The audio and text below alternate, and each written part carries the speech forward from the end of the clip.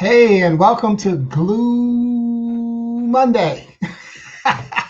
Glue Monday. If this is your first time on the broadcast, the hesitation there, the pause for effect was because Glue Monday is born from Glue Wednesday, which is a broadcast that I created about 3 years ago to recognize the fact that so often people said that Wednesday was hump day, honoring a 5 day work week. And I decided that Wednesday is actually the middle of a 7 day week because not everyone works Monday to Friday. So I decided that we have to have the glue, not the hump. We don't need to get over, we need to keep it together.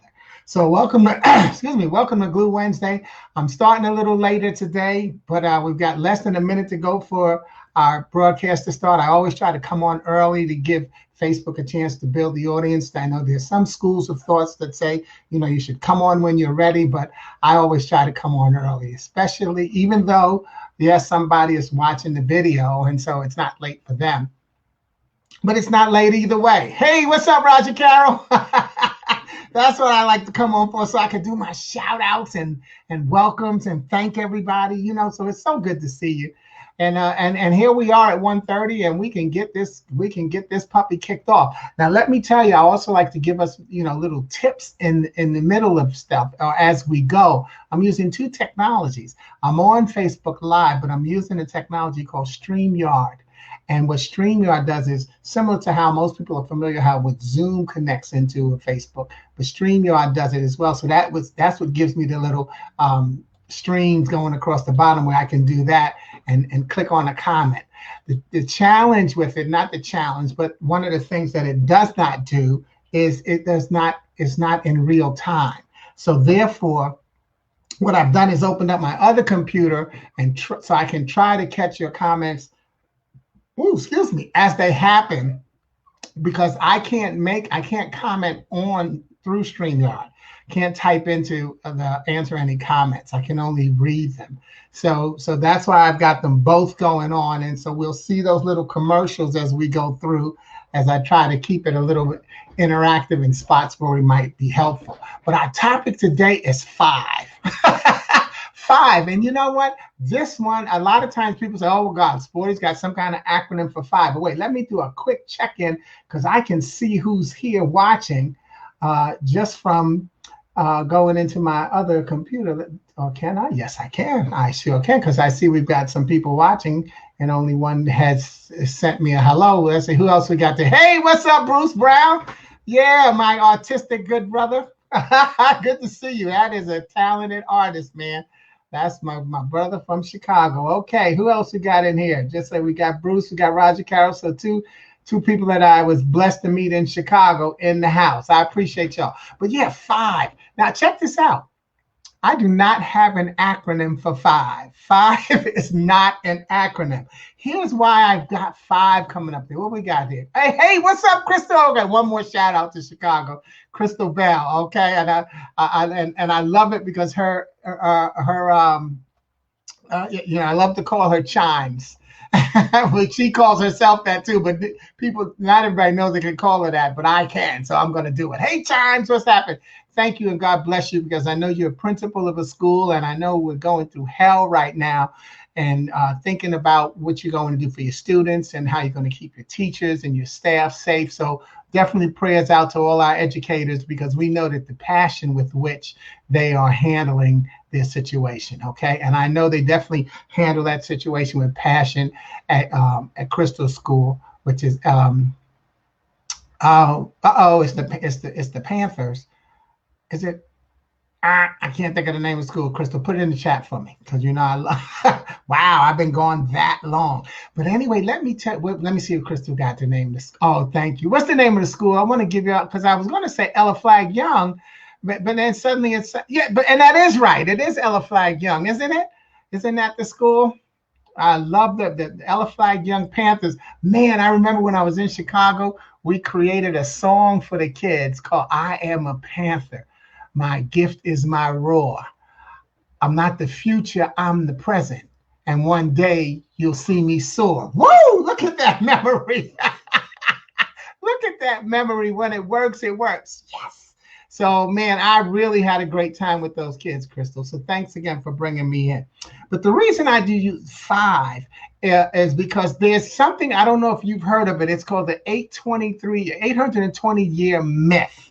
And what it is you may have gotten an email or social media announcement that says that this is going to be a viral post.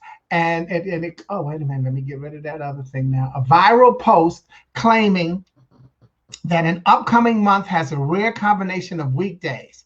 Share it, and the message states, or beware of, share it, the message states, or beware of some good luck. So here's the message you might have gotten in email or in an inbox, and that is May 2020 has 5 Fridays, 5 Saturdays, 5 Sundays. This only happens once every 823 years. The Chinese call it silver pockets full of money bags. So you may have gotten that. But the reason I bring it up is because, bam, right now we're in that situation. August has 5 Saturdays, 5 Sundays, and 5 Mondays.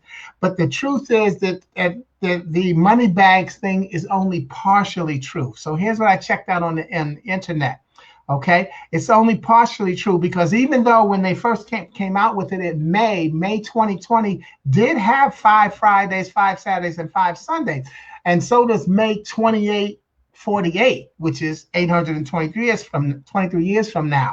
But it's neither special nor unusual because you won't have to wait for another 823 years to see that pattern in May again because you only have to wait 6 years. In the year 2028, May will again have 5 Fridays, 5 Saturdays, and 5 Sundays.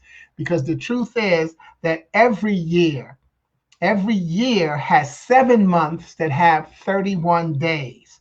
And each of these months has at least 3 weekends that happen 5 times during the month. So for example, March 20 has 5 Sundays, 5 Mondays, and 5 Tuesdays. July 20, if we just passed, July 2020 had 5 Wednesdays, 5 Thursdays, and 5 Fridays. There's actually a list, so there's 7 different days a month that a month can start on. So on average, the combination of any 3 occurring 5 times in a calendar month will happen once a year. And in any given year, there are only 6 such combinations of that day, but it's 7 because it's a leap year. But this is because 2 months start with 31 days on the same weekday. And in a common year, January and October have the same calendar, while in a leap year, January and July have the same calendar. So 5 days, 5 Saturdays, 5 Sundays, and 5 Mondays. The last time this happened in August was December 2018. So again, not 823 years. So I don't know if any of you have seen that, but that's why I decided to make 5, as partially why I decided to make 5 my topic for today. And so here are the months that have the 5s. January had 5 Wednesdays, Thursdays, and Fridays. So does July.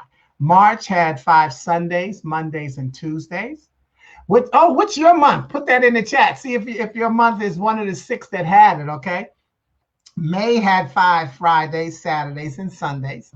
July, similar to January, Wednesdays, Thursdays, and Fridays. August, go August, go August. My month, Saturdays, Sundays, and Mondays. Y'all love us because we doubling up on the weekends, all right? And then October had 5 Thursdays, Fridays, and Saturdays. And finally, December will have 5 Tuesdays, Wednesdays, and Thursdays. What's your month? Put your month in the chat. Let's see what months we got shouting out here. Okay, we got January. Okay, January and July are the same. So we got, you kicked it off for us pretty good. Who's got a February? February going once, going twice. Who's got February? Give me February. All right. All right. Hey, what's up, Cynthia Chapman? CC, what's going on? All right. What month is your birthday, CC? So give me some birthday months in there in the chat so we can see if your month has the 5s. All right. Carol, April. April did not have the 5s, but it did have you. And it still does. So good, smart for April to have you even without the 5s. Anybody else gonna throw some birthdays in there? Birth months. Let's see what we got. Nope. Okay, we're going to move on. All right, but you know your birth month. But that's the key, is that's what the 5 is all about. So don't get caught up. And and again, one of the reasons I decided to bring this up is because so often, again, what we have to do is recognize that, we hear a lot of older people saying, well, these young kids need to be concerned about this and they need to do this and that. Older people, we need to be concerned about how we use technology.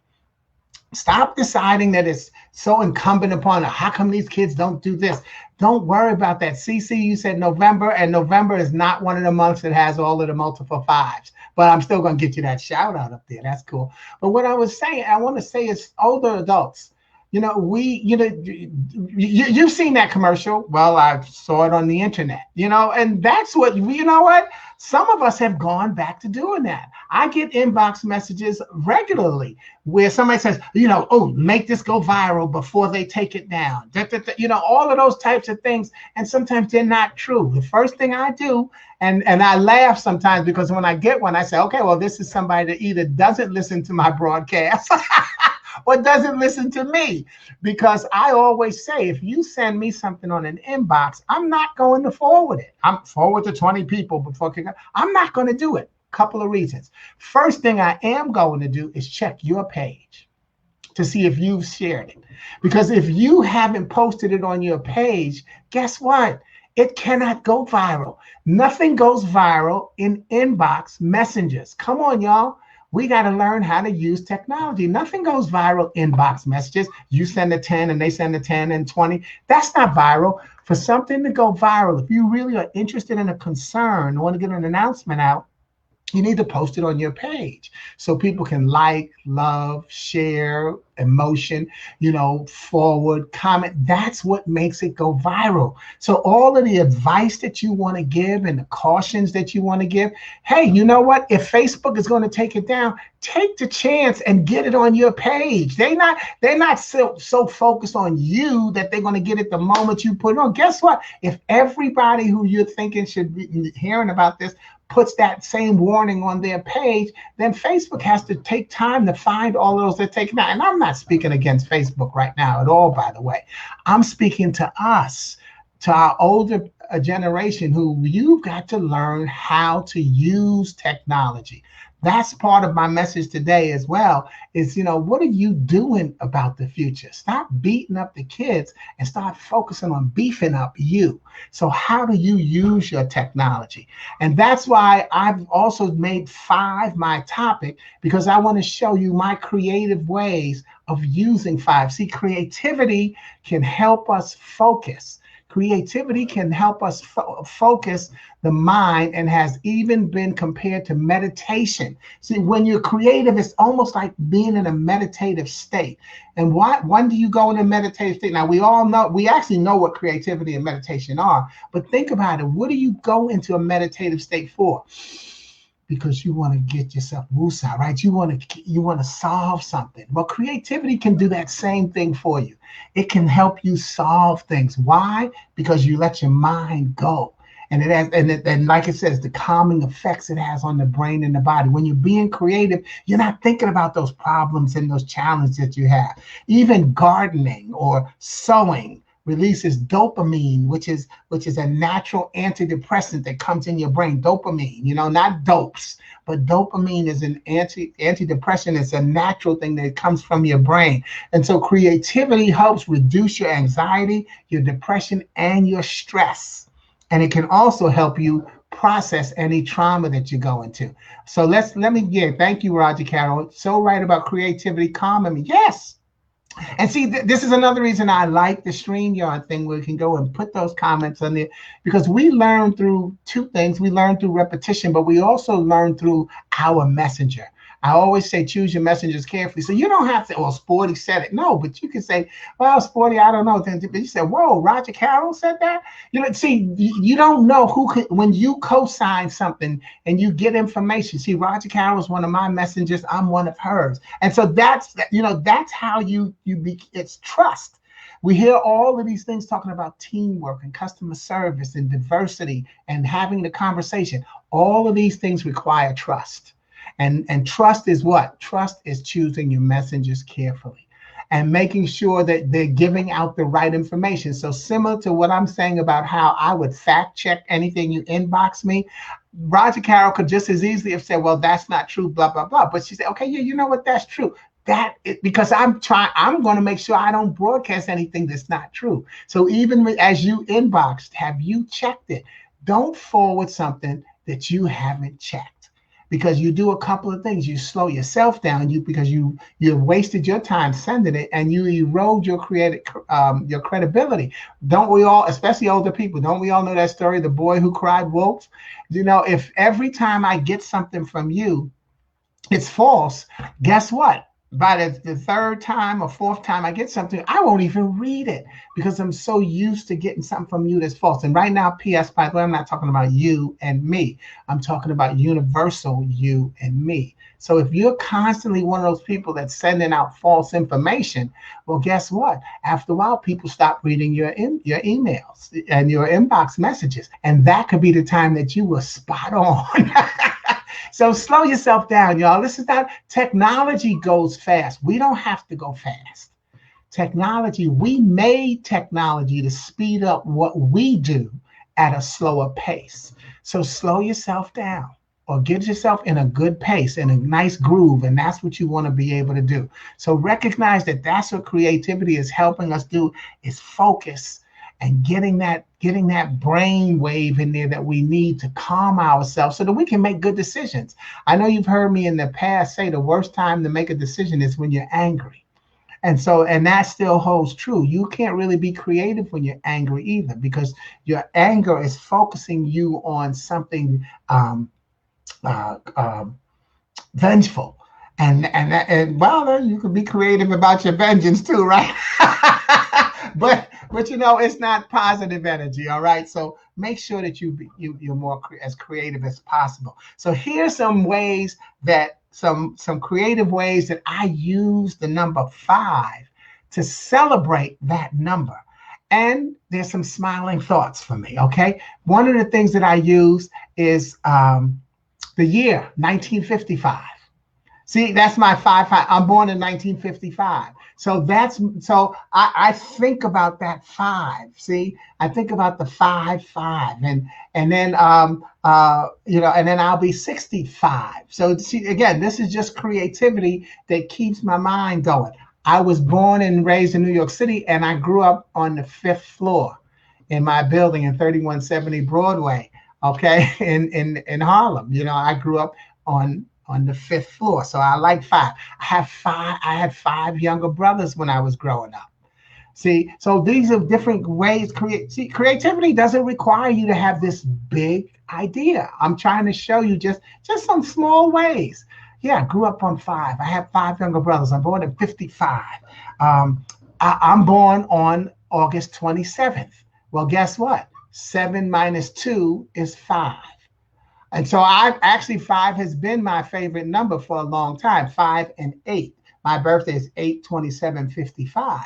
So 7 minus 2 is 5. And then how do I use the 8 to get my 5? Well, I happen to make my goals in 3 and 5 year stretches.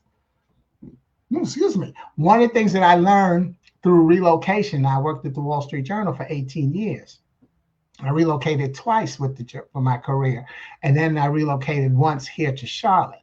What I learned, not just from the relocation, but specifically from the relocations, what I learned is that when you get promoted, I believe that, or you start a new venture, I believe that it takes 3 years for you to make the adjustment. Okay, here's what I'm saying. When I got transferred from New York to Maryland at first, okay, here's the new person coming in. Well, come on, usually what happens is people are like, oh my God, is this person coming to fire me? They're coming to clean out that, don't we think those things when someone gets promoted over us, or the person who we thought should have gotten promoted? So your first year in a new position, you have no staff loyalty. Doesn't that sound good? And I'm sure it's not 0, but it's very low. people don't trust you if they don't know you. And imagine people knew me because I was an internal promotion, but you still don't know. There's still something that they don't know of why you got the promotion. And so that first year, everybody may be a little bit on pins and needles. And by the way, a year does not have to be 12 months. The funny thing is, if you think about the Bible, we think about a year, but the Bible had 10 months was a year originally. Okay. But so go on some research on that one. But, at first, so whether a year is 12 months, 10 months, a quarter, 4 months, 6 months, whatever is a time frame that people are using where when you start out, you do not have full trust. Once that time frame has gone past and you haven't fired anybody, because that tends to be what most people think when an outsider comes in, that they may be coming to clean house. And they haven't fired you. Instead, they've been kind and they've been helping you and helping you upgrade your skills, which is what you should be doing as a new and incoming supervisor. Okay. And so now they say, okay, wait a minute. Okay. In this case, it was me. He didn't fire me. And that 6 months is over. That year is over. All right. Well, let me take a look at some of the changes that he is trying to make, or she. Okay. And then after that second year, they're a little bit more cooperative, and they're seeing that the changes may be beneficial and how it's helping them. And now they're starting to get a feel for who you really are as a person, not just a supervisor, but as a person. And now by year 3, they're like, you know what? And you still didn't fire them. Now it's been 2 whole years or 2 time frames. Let me give this person my full trust and see where we're going. You see, so that's why I say it takes 3 years to turn a situation around, and or 3 time frames, whatever you decide it to be. When I moved to Chicago, I had, based on my experience and seeing my coworkers and friends at the Journal relocate, it seemed to me like a lot of people, when they relocated, they had a 5-year window. They had 5 years to make an impact, and that 3 was in that 5. So even when I moved to Maryland, in my mind, I never allowed myself to live in Maryland, because my mind was hooked on the fact that I've got to be out of here in 5 years or I'm not successful. That was my mindset. You have to trust your own mindset, but at least hopefully I'm giving this to you in advance. And we're not seeing as many relocations as we do now than we did in the past. But, I had my mindset on, I've got to be in this position 5 years, or be out of this position, a new promotion, or else I'm not successful. And I actually got promoted out of Silver Spring, Maryland in 4 years. So I was like, great. So now when I moved to Chicago, I got 5 years. And now that was where I really learned that 3-year thing, because I didn't really notice it as much in Maryland, but in retrospect, with wisdom, I noticed it. And so, but in Chicago, it was a lot clearer, because now I was a manager over a staff of 17 people, 12 states, and 5 offices. And it was a lot more pressure and responsibility in what I needed to do. And so therefore, I could see that 5 years was not going to be the benchmark. And so as I got toward my 3rd year, and I could see how things had turned around, where people went from totally, because in fact, let me tell you this, most of the people totally hated my guts when I first started. Look at me laughing about that. But yeah, after 60 days at the Journal, when I was a manager in Chicago, I sent out a survey, say, well, how am I doing? Out of my 17 people, 15 of them couldn't stand me. And I had them send it to an anonymous office and then give me the results. We didn't have the internet. And they were able to check the boxes and type it out, so I couldn't recognize handwritings and nothing. And 15 of them couldn't stand me. They told me that I was micromanaging, that I wasn't this great personality, because some of them had met me by phone through the years. In fact, when I did that, I was in my 12th year at the Journal. So 15 couldn't stand me. 1 was maybe, and then my secretary liked me, because my secretary knew that I was sincere, that I was actually trying to upgrade their skills, that I wasn't being a knucklehead that they thought I was. And so I changed my approach and brought everybody in, and I said, hey, let's start from scratch. My bad. I didn't give y'all a chance to be who you are. And I went through a whole process, but in the process, the process was where it was within me. I had to see who I was transmitting as a leader. It was an ineffective leader. And so I had to say, not, I didn't get mad at them. I had to check out what I was doing, and I didn't get mad at me. I said, let me change what I'm doing. Let me learn. And that's why now I'm able to say, how important it is to be patient. And now I call myself the master of listening, and I recognize that listening is the number one communication skill. See, at that time, I didn't get that. And so I was just running through. Yeah. And this is a challenge that our younger supervisors get. You get the book smart, and then you have to handle people. And then when you come out of college and you got to handle people, especially if they are older than you and maybe they don't have a college degree, there's some insecurity there about why you are now here, because now their seniority meant nothing. And so there's some insecurity there. Not all of them, but some of them. And you have to be sensitive to that. You can't say, hey, well, screw you. That's why I got the promotion. No, you can't do that. So there's a lot going on from everybody's point of view. But continuing my story, so after that year, people started to see my mode of operation as a manager, and they saw that I was really just, working it out. And I was honest with them, and nobody got fired. And then my second year, that's where I could see that people started to trust me more, because at the beginning, I was editing every sales letter they sent, telling them how to run their territory, and I had no idea about their territory. Introspection, y'all, is so important. But the second year now, I had a better idea because I had visited their territory and I spent time with them. And by the third year, they loved me, and I was getting full cooperation. And and so things started to change. So what did I do? After that third year, I said, okay, so back to my 5. I haven't lost track of what we're talking about. My 5 is gone. And what I did is now took my 3-year, because I do think my goals I set in 3 and 5 years. And so when I took my 3 and I added another 5 to it, I said, okay, I got to go 8. And that's how I did it. So that's how I creatively used my 5. Now, as it turned out, I only went another 3 before I decided to retire from the journal and leave. But then once I did that, I set my entrepreneurial goals, and I set it as a 3 and a 5 again. And so that's the way I've always set my goals. So I don't fail if I'm not where I want to be in 3 years. I add another 5. And when I get to that 5 and I'm not where I want to be, I still haven't failed. I add another 3. That's my creative formula. What's yours? See, so what can you do to creatively engage yourself so that you are able to engage others? Because we all want to engage others, because we have to have that impact that keeps us positive and helps them stay positive. Okay. So that's what I did. So those are some things that I did with my 5s. So here's another thing I want to kind of bring us home with on the 5. And that is that 5 is also 5 letters in the word grace. And grace is God rewards and creates empathy. And what I decided, what I'd like to read to you is, and as many of you know, that I read what's called the Touchpoint Living Bible. And what the Touchpoint does, it's called a help finder.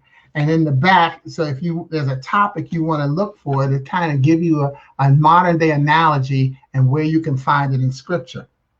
But here's what it said about grace. And then you'll see why I created that affirmation. It says, grace is undeserved favor. It is mercy when we don't expect it or deserve it. The Bible tells us how God has extended grace to us by offering us salvation, eternal life with him, for free. We don't have to do anything to earn it. In fact, we can't earn it or buy it. We simply accept it by believing that Jesus, God's Son, died for our sins so we wouldn't have to. God's ultimate act of grace is an example of how we are to extend grace to others. We are to be quick to forgive, hasty in extending kindness, generous in love, even when others don't deserve it.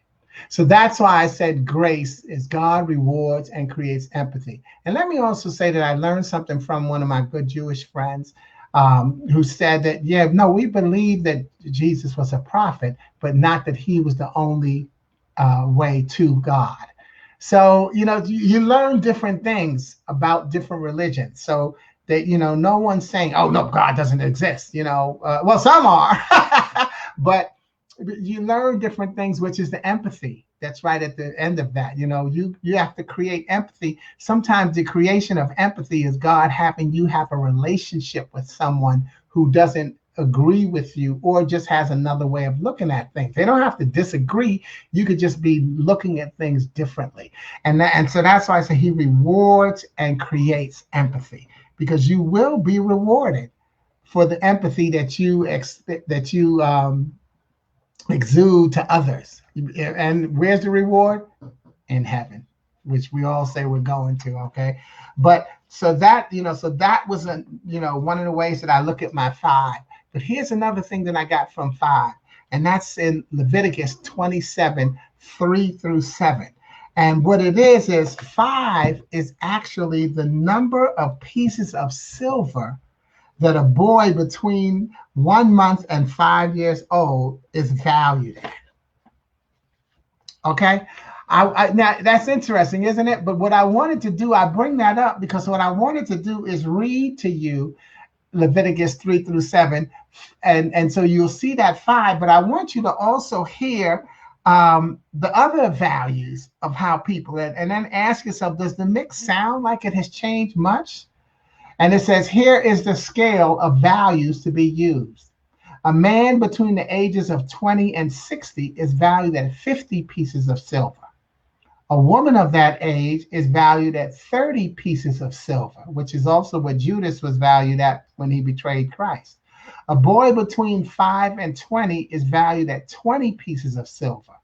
A girl of that age is valued at 10 pieces of silver. A boy between the ages of 1 month and 5 years is valued at 5 pieces of silver. And a girl, I lost my place, and a girl of that age is valued at 3 pieces of silver.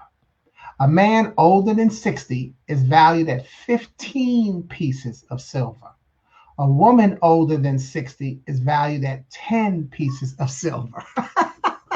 So have the values changed much? Interesting, right? They may not be at those exact numbers, but I think you can see a correlation of how we value one another.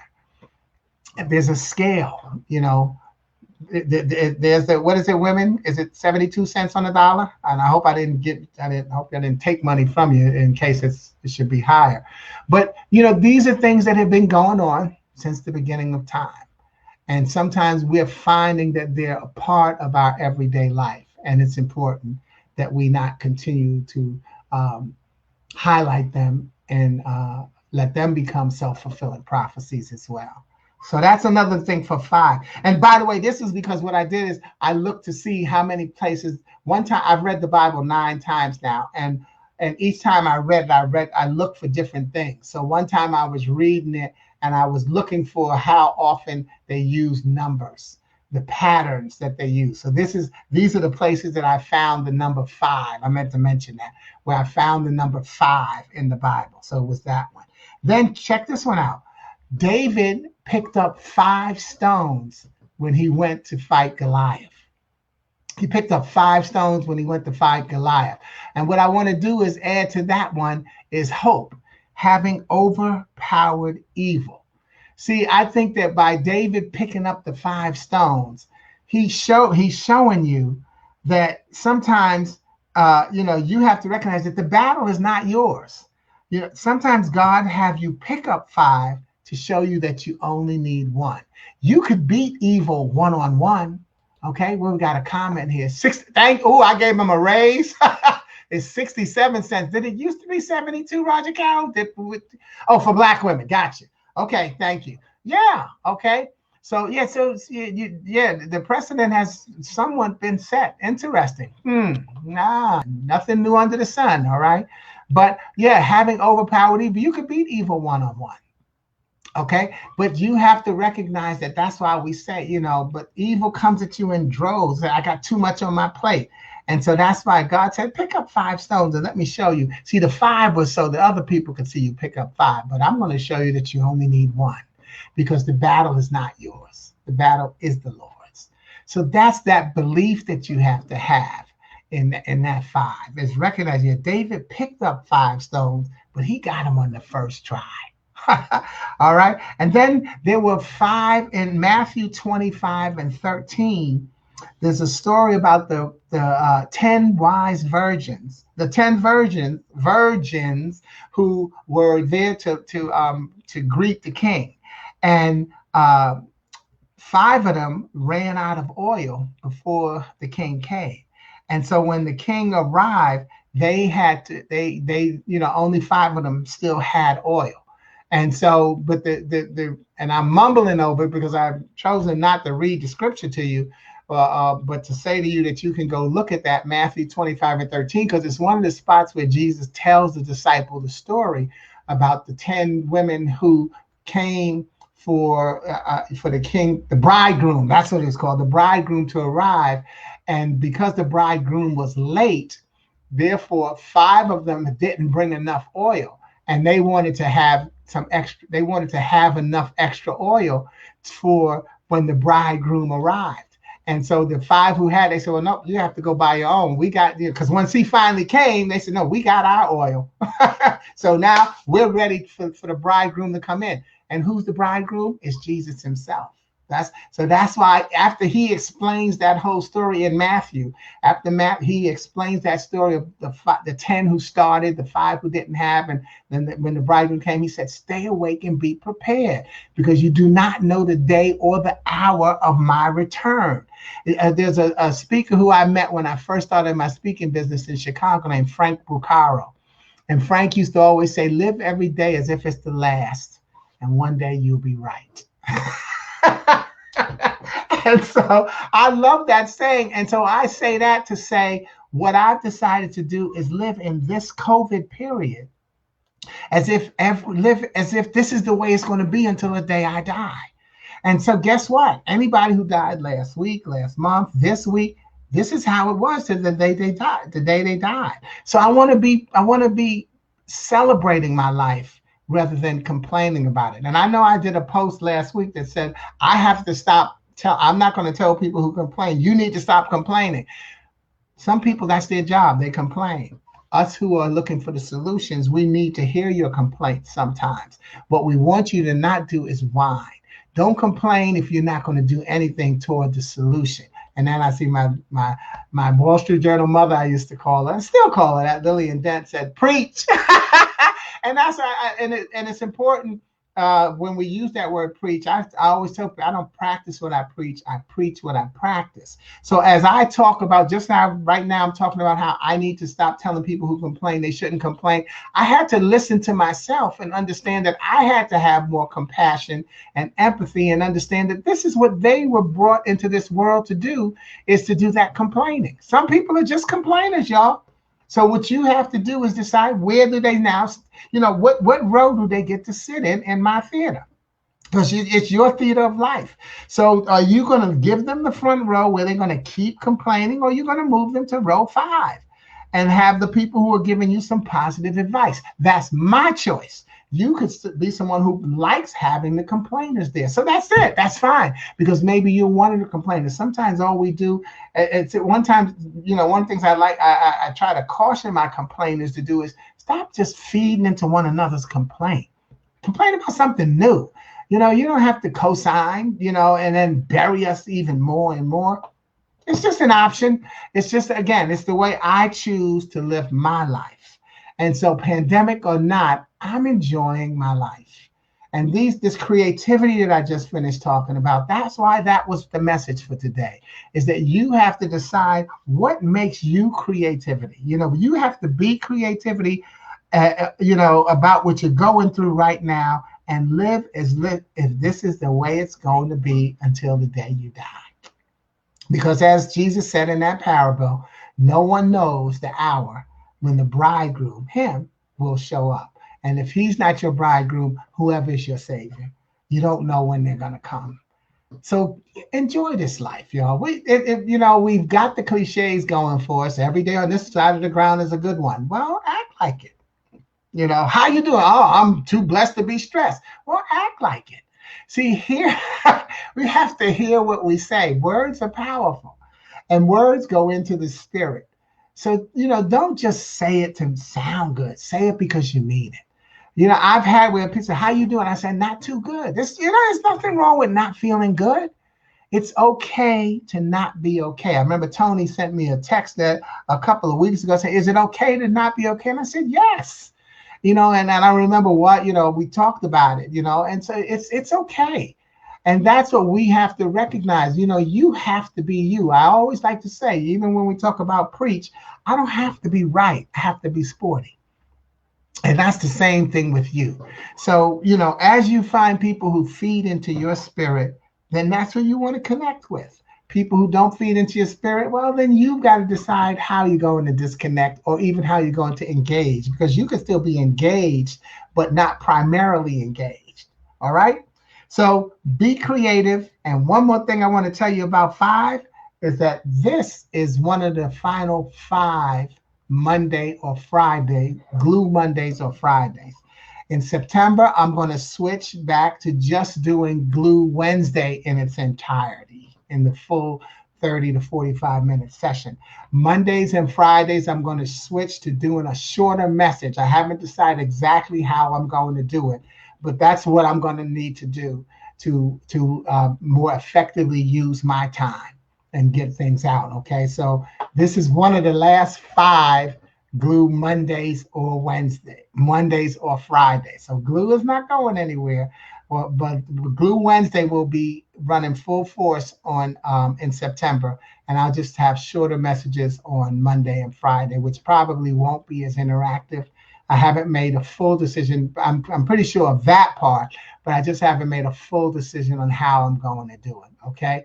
Thank you. And still a message. Yes, I'm still going to have a message to inspire. I appreciate that. And that's what inspires me, is getting that type of feedback from people who I respect and love. So I thank all of you. Don't ever think that, and I've always tried to answer any comments that people put in the thread, and just remind us all that we're in this together. And what Bruce said, give me 5. Now he's gonna go back to old time black exploitation movies, right?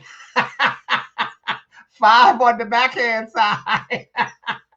Oh, remember those movies? Now we gotta have Superfly movie and the music in the background. But you know what it makes me think about? Remember, not Shaft, but what was the other one?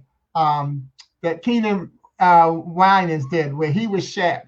Well, he called himself Shaft, but remember he said he had his theme music, the people walking behind him playing his theme music. That's what we need, y'all. Who's walking behind you playing your theme music? Okay? See, everything. That's what everything is usable. Who's walking behind you playing your theme music? Because that could be the person that you're listening to and making a difference in your life. Always know that you can email me at sporty@sportyking.com. I'm using that email address as much as possible now as part of my branding, because I'm upgrading my business. Also, you can catch me at sportyking.com for any of my products. And lastly, I still got room. Tomorrow, I'm doing my session called Masters of Change, Embracing Successes Challenge. And it's going to be a Zoom meeting at 6 o'clock Eastern. And what we've done is we've talked about how success is just change, requires change, because a lot of people feel like they don't like to deal with change, but we like change a lot more than we believe.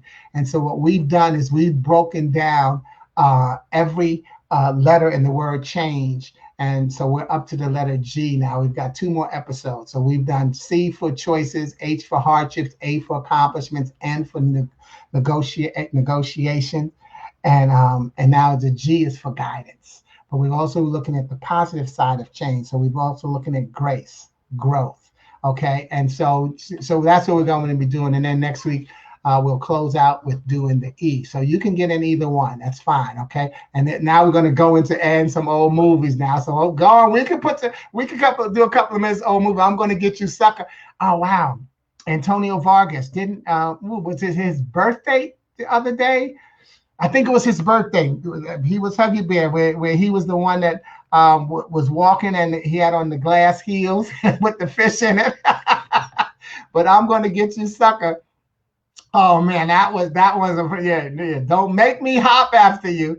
All right. So what are some other movies? We had Superfly. We had The Mac.